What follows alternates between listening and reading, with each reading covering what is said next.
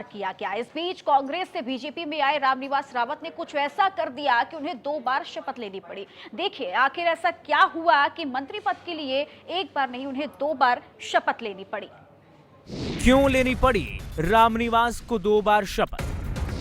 शपथ ग्रहण के दौरान विधायक से हुई गफलत, कैबिनेट की जगह लिया राज्य मंत्री की शपथ, दोबारा दिलाई गई एमपी कैबिनेट मंत्री की शपथ। मध्य प्रदेश में सोमवार को मंत्रिमंडल का विस्तार किया गया। राज्यपाल मंगू भाई पटेल और सूबे के मुख्यमंत्री मोहन यादव की मौजूदगी में राजभवन में एक संक्षिप्त समारोह का आयोजन किया गया, जिसमें रामनिवास रावत को पद और गोपनीयता की शपथ दिलाई। लेकिन इस बीच कुछ ऐसा हुआ कि रामनिवास को 2 बार मंत्री पद की शपथ लेनी पड़ी। मंत्रिमंडल विस्तार के साथ ये घटना भी चर्चा का विषय बना हुआ है। दरअसल कांग्रेस से बीजेपी का दामन थामने वाले विजयपुर विधायक को मंत्रिमंडल में शामिल किया गया है। राजभवन में राज्यपाल मंगू भाई पटेल ने उन्हें शपथ दिलाई। हालांकि विधायक रामनिवास रावत ने शपथ लेने में गफलत कर दी। उन्हें कैबिनेट मंत्री पद की शपथ लेनी थी, लेकिन वो राज्य मंत्री पद की शपथ ले बैठे। मध्य प्रदेश के राज्य मंत्री के रूप में अपने कर्तव्यों का श्रद्धापूर्वक और शुद्ध अंतःकरण से निर्वहन करूंगा तथा मैं भय या पक्षपात, अनुराग या देश के बिना सभी प्रकार के लोगों के प्रति संविधान और विधि के अनुसार न्याय करूंगा।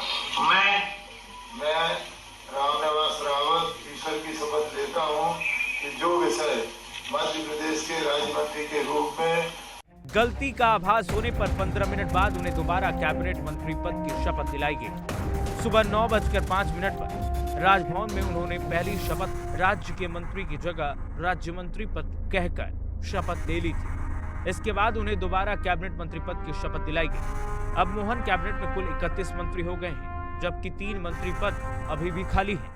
ईश्वर की शपथ लेता हूँ मैं विधि द्वारा स्थापित भारत के संविधान के प्रति सच्ची श्रद्धा और निष्ठा रखूंगा। मैं भारत की जनता और अखंडता अक्षुण्ण रखूंगा। मैं मध्य प्रदेश राज्य के मंत्री के रूप में अपने कर्तव्यों का श्रद्धापूर्वक और शुद्ध अंतःकरण से निर्वहन करूंगा तथा मैं भय या पक्षपात, अनुराग या देश के बिना सभी प्रकार के लोगों के प्रति संविधान और विधि के अनुसार न्याय करूंगा। हाँ, आज शपथ ली है। मैं माननीय मुख्यमंत्री जी का और पूरी पार्टी का बहुत बहुत धन्यवाद करता हूँ और मुझे जो भी काम दिया जाएगा उसे मैं पूर्ण सत्य निष्ठा से निर्वहन करूँगा और काम को अलग से करके दिखाऊंगा कि अलग तरह से काम कर रहे हैं। आखिर एक ही मंत्री पद की शपथ लेने वाले रामनिवास रावत कौन है, इनका इतिहास भी जान लीजिए। रामनिवास रावत विजयपुर से 6 बार के विधायक, चंबल क्षेत्र में ओबीसी वर्ग का बड़ा चेहरा माने जाते हैं। 2019 लोकसभा में मुरैना सीट से चुनाव भी लड़ चुके हैं। कांग्रेस की दिग्विजय सरकार में वो कैबिनेट मंत्री रह चुके हैं। कांग्रेस का हाथ छोड़कर उन्होंने बीजेपी का दामन थामा। पिछले लोकसभा चुनाव से पहले उन्होंने बीजेपी की सदस्यता ली। 30 अप्रैल को मंत्री बनने से 68 दिन पहले बीजेपी ज्वाइन किया। इस बार मोहन सरकार का दूसरी बार मंत्रिमंडल विस्तार हुआ है। एमपी में अब कुल 31 मंत्री हैं, जबकि 3 पद अभी भी खाली हैं। देश की जनता के लिए उनका अपना संसदीय जीवन लंबा है, उनका अपना अनुभव भी बहुत है। मैं समझ सकता हूं कि पूरे प्रदेश को खास करके हमारे चंबल अंचल में उनकी अपनी गहरी पकड़ भी है और वो क्षेत्र ऐसा आता जहाँ विकास की बहुत संभावना है। मध्य प्रदेश सरकार उनकी भावना के अनुसार लगातार अच्छे से अच्छा काम करेगी, प्रदेश की सेवा करेगी। मेरी अपने रावत जी ने मध्य प्रदेश की सरकार में कैबिनेट मंत्री की शपथ ली है। एक अनुभवी नेता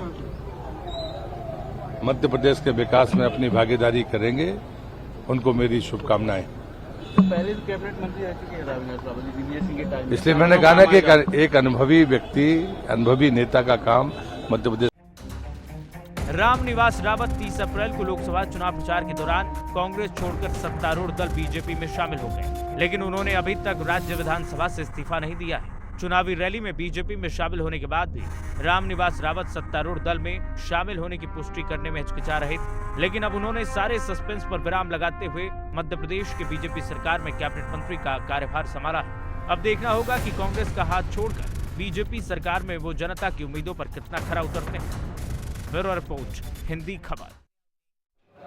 और वहीं लखनऊ में बीजेपी इन दिनों लोकसभा चुनाव में हार की समीक्षा कर रही है। बीजेपी संगठन के महामंत्री बीएल संतोष ने ओबीसी और दलित वर्ग के नेताओं से मुलाकात की, जिसमें यह पता चला कि लोकसभा चुनाव में हार का सबसे बड़ा कारण जो रहा वो आउटसोर्सिंग में आरक्षण ना मिलना, जिसके बाद अब बीजेपी लगातार ओबीसी और दलित लोगों के घर घर जाने वाली है और उनको सही